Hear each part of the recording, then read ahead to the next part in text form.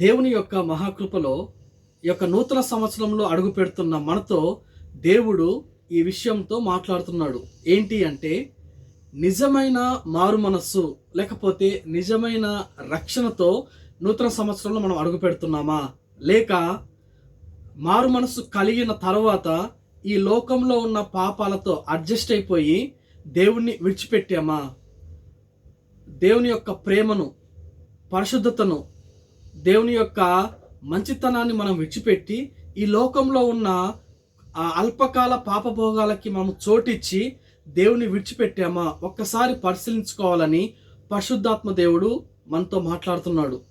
ఎందుకు అంటే, నిజమైన మారు మనసు లేకపోతే మనం ఎన్ని చేసినా, మనము దేవుని కోసం ఏ పని చేసినా సరే, పాటలు పాడినా, ఈ విధంగా వాక్యం చెప్పినా, లేకపోతే వాక్యాన్ని చదివినా మనం పరలోక రాజ్యానికి వెళ్ళలేము.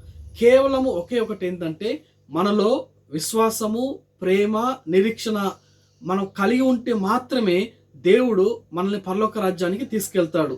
అవి లేవా?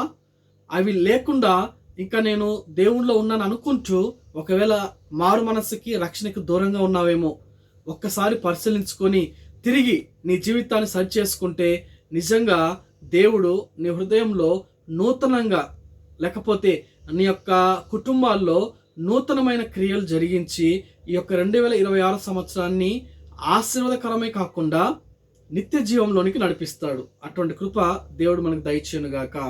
ఆమేన్.